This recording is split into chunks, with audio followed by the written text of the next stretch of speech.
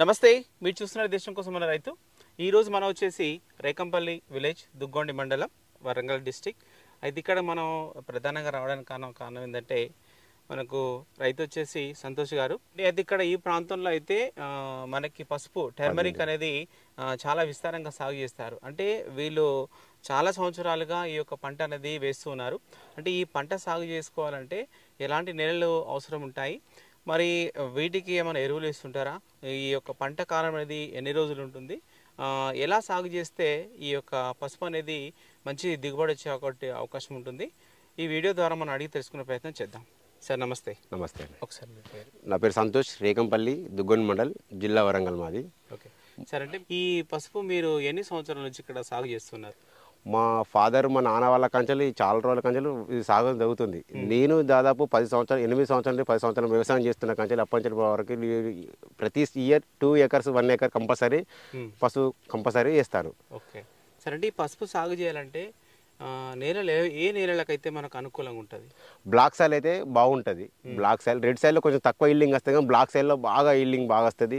దుక్కి లూజ్ ఉండడం వల్ల దీంట్లో సేంద్రియ ఎరువులు మేము పశువుల పెంట కానీ, ఆవు పేడ కానీ, కోడి ఎరువు కానీ మన గొర్రె ఎరువు కానీ బాగా ఫస్ట్ కెమికల్ బాగా వాడితే ఏరుకుళ్ళు బాగా వస్తుంది. దీనికి కెమికల్ వాడద్దు. దీనికి కింద ఏరు మన డిఏపి కానీ నత్రజని వల్ల దీనికి ఏరుకుళ్ళు బాగా వస్తుంది. ఏరుకుళ్ళు రాకుండా ఉండాలంటే మనం ఫస్ట్ సేంద్రియ ఎరువు మన పెంట కానీ, కోడి ఎరువు కానీ, లేకపోతే ఇంకేదైనా కానీ దీన్ని వేయడం వల్ల మనకి ఏమైందంటే భూమి లూజ్ ఆయిల్ అయ్యి భూమి గుల్ల బారిపోతుంది, లోపల మొత్తం లూజ్ అవుతుంది. ఫ్లవ్ వేసుకొని ఇది చేయడం వల్ల ఏంటంటే పశువు కింద భూమిలో డెవలప్ కావాలి కాబట్టి వెడల్పుగా పోవాలంటే కింద లూజ్ ఉండాలి.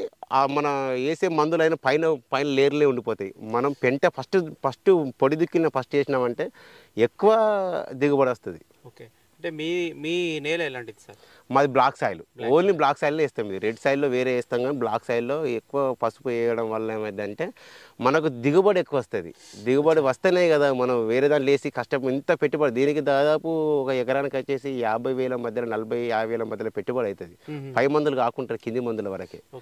దీనికి ఎక్కువ ఏముంటుందంటే మనం ఫ్లవ్ వేసుకొని ఫస్ట్ డిస్కులు కానీ ఫ్లవ్ కానీ వేసుకొని బెడ్ కొట్టించుకొని బెడ్ మీద ఇట్లా బెడ్ మీద పెట్టుకున్నామంటే బెడ్ లూజ్ ఆయిల్ ఉండి ఎక్కువ దిగుబడి వస్తుంది. ఇది వరకు మా తరంలో అప్పుడు మా నాన్న వాళ్ళు ఏం చేసేదంటే ఎడ్ల నాగలతోనే వేసేది. ఎడ్ల నాగలతో ఏంటంటే భూమి మొత్తం నీళ్లు కట్టగానే మొత్తం బిడిస పట్టిపోయేది, గట్టిగా అయిపోయి ఎక్కువ దిగుబడి రాకపోయేది. ఇప్పుడు మేము వచ్చిన టెక్నాలజీ మాత్రం మేము కొంచెం కొత్తగా చేద్దాం బాగుందని చెప్పి మాకు కొంచెం ట్రాక్టర్ ఉన్నది, కానీ ఒక బెడ్ సిస్టమ్ లాగా వేద్దామని చెప్పేసి అటు ఇటు కొంచెం కట్టి రేకులు కట్టి బెడ్ చేసినాం. బెడ్ వేసి పోయిన సంవత్సరం దిగుబడి బాగా వచ్చేసింది. కాకపోతే మార్కెట్ రేట్ లేదు. ఈసారి కూడా మళ్ళీ మార్కెట్ రేట్ ఉండకుండా కూడా కంపల్సరీ మేము ఇది మా విలేజ్లో ఎవరైనా కానీ మా ఏరియాలో కానీ ఎక్కువ పశువుకే ప్రియారిటీ ఇస్తాం. ఓకే, అయితే మీరు ఒకటి బెడ్లు అని చెప్పారు కదా, అంటే భూమిని ఎన్నిసార్లు దున్నుకున్న తర్వాత మనం బెడ్లు ఏర్పాటు చేసుకోవాలి? మేము సమ్మర్లో జూన్ ఫస్ట్ వీక్ వరకు అంటే సమ్మర్లోనే ఫస్ట్ దీన్ని ఫ్లవ్ వేస్తాం. ఫ్లవ్ వేసి మంచిగా అంటే పెంటగినంత పోసిన తర్వాత ఫ్లవ్ వేస్తాం. ఫ్లవ్ వేసిన తర్వాత మంచిగా దాన్ని రోటివేటర్ కానీ కల్టివేషన్ కానీ మొత్తం చేసుకొని దుక్కిని మొత్తం పోసి చేస్తాం. అంటే పొడిగా వేసేస్తాం. పొడిగా వేసిన తర్వాత ఏమైందంటే ట్రాక్టర్ బెడ్ కొట్టిస్తాం అన్నట్టు. అంటే ఒకటి 2 ఫీట్లన్నర 3 ఫీట్ల గ్యాబు మనం బెడ్ హైట్ రావాలంటే 3 ఫీట్లు 2 ఫీట్లన్నర బెడ్ పెట్టుకుంటాం. మళ్ళీ సాల్ నడవడానికి అలా ఫీటు బావు అంటే 15 ఇంచులు ఇట్లా సార్లు నడవడానికి ఉంటుంది అన్నట్టు. మనుషులతో పెట్టేయడానికి కానీ కలుపు కానీ లేదా దానికి ఏమన్నా మనం మందు కొట్టుకోవడానికి కానీ సాల్ మధ్యలో వెళ్ళడానికి. దీని మీద ఈ బెడ్ మీద 3 సార్లు పెడతాం మేము. ఇటు సైడ్ సెంటర్లో పెడతాం అన్నట్టు. ఈ సెంటర్ మీద దానికి ఇక మామూలుగా 6 ఇంచులు 8 ఇంచులు ఇట్లా మధ్య 6 ఇంచుల మధ్యలో 8 ఇంచుల మధ్యలో పెట్టేస్తుందండి. ఇలా ఇప్పుడు ఎంత ఇట్లా ఒక పొద ఇట్లా పిలకలు వస్తాయి అన్నమాట. దానికి ఆటోమేటిక్గా పిలకలు వస్తాయి. పిలకలు వచ్చి దాన్ని బాగా వెడల్పుగా మంచిగా దాన్ని ఆరోగ్యంగా చూసుకోవాలి. మంచిగా దానికి కేర్ చూసుకుంటేనే మనకు అది దిగుబడి వస్తుంది మనకి. అయితే ఒకటి ఏంటంటే మీరు ఎప్పుడు ఏ నెలలో ఈ పసుపు నాటుకుంటారు? మేము మేలో దీన్ని బెడ్ కొట్టిస్తాం. May last week June first week వరకు దీన్ని ఆల్మోస్ట్ పెట్టేసేయాలి. ఇది దాదాపు 9 నెలల నుంచి 10 నెలల పంట ఇది. పంటకాలం ఎక్కువ ఉంటుంది. దీంట్లో హైబ్రిడ్ రకాలు వచ్చినాయి, కానీ మన హైబ్రిడ్ రకాల వల్ల ఏమైందంటే మాకు దిగుబడి బాగానే వస్తుంది, కానీ మార్కెట్ రేట్ ఉండట్లేదు.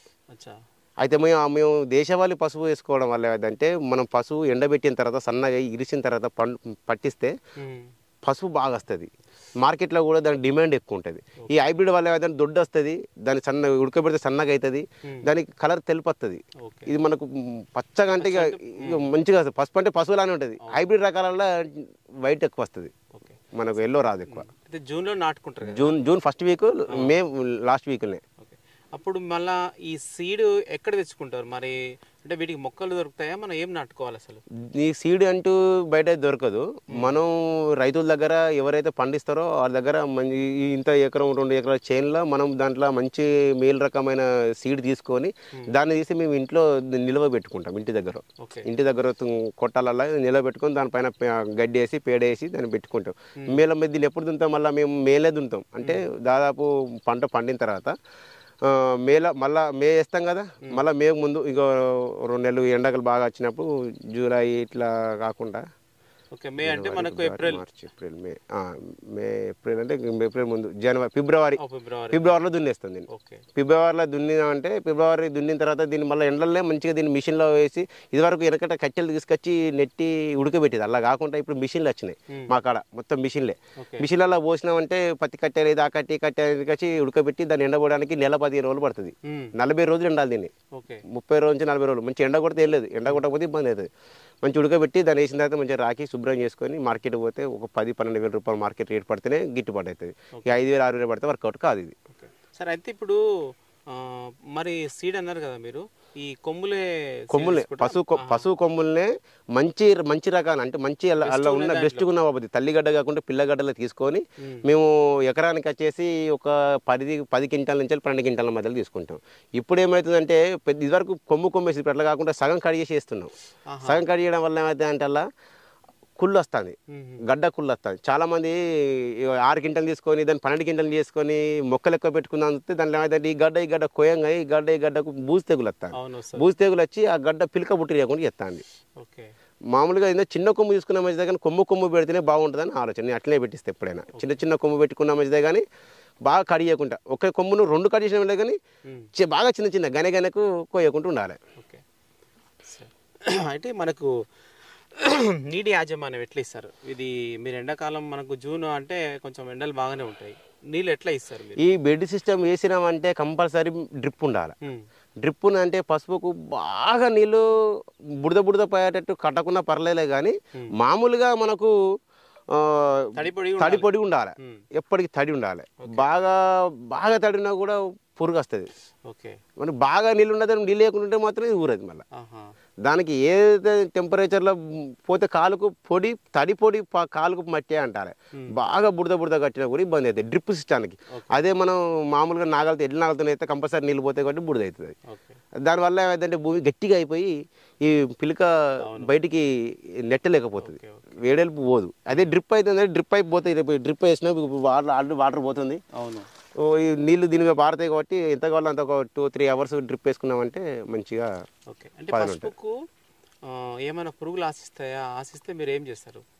పురుగులు ఆశిస్తాయి కంపల్సరీ. వేరుకు కింద కాండం తొలిచి పురుగులు వస్తాయి, అంటే తెల్ల పురుగు కానీ తెల్ల పురుగు వస్తుంది. అది మొత్తం కాండం కొట్టించిన కాండం మొత్తం చచ్చిపోతా ఉంటుంది.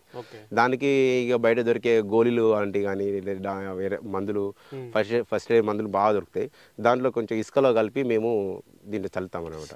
అంటే స్ప్రే చేసేది ఏం లేదు, స్ప్రే చేయవచ్చు కానీ ఈ డ్రిప్పుల్లో ఇంకా మందు పోస్తాం, డ్రించింగ్ ఇస్తాం దీనికి.